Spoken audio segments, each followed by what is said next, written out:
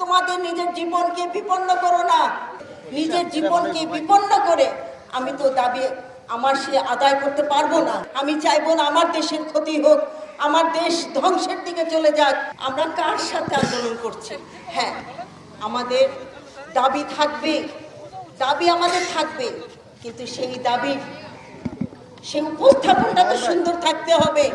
আমি রাষ্ট্রীয় সবকিছু ধ্বংস করে নিজের জীবনকে বিপন্ন করে আমি তো দাবি আমার সে আদায় করতে পারবো না। অবশ্যই দাবি থাকবে, সবাই ছাত্রদের দাবি থাকবে, যার যার দাবি সেই দাবিটা উপস্থাপন করতে হবে সেইভাবে।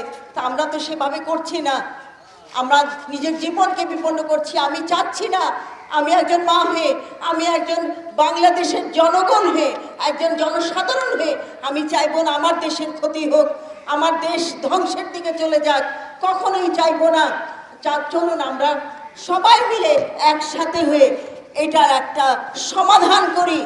আমরা সরকারের প্রতি অনুরোধ, উনি দেখছেন, আমাদের মাননীয় প্রধানমন্ত্রী, আমাদের সরকার দেখছেন কোথায় কি হয়েছে, এর পিছনে কারা আছে আমরা কি জানি না? আপনারাও জানেন, আমরাও জানি। ঢাল কারা? ঢাল হচ্ছে আমাদের ছাত্রছাত্রীরা ঢাল। তার পিছনে কারা কাজ করছে? বহুদিন ধরে এই ষড়যন্ত্র চলছে। এই ষড়যন্ত্র আর চলবে না। যেভাবে হোক আমি অনুরোধ করব, আমি ছাত্রছাত্রীদের তোমাদের প্রতি অনুরোধ থাকবে, তোমাদের নিজের জীবনকে বিপন্ন করো না। তোমাদের সংসার, তোমাদের বাবা মা, তোমাদের ভাই বোনরা তোমাদের মুখের দিকে তাকিয়ে আছে। তোমরা আগামী ভবিষ্যৎ,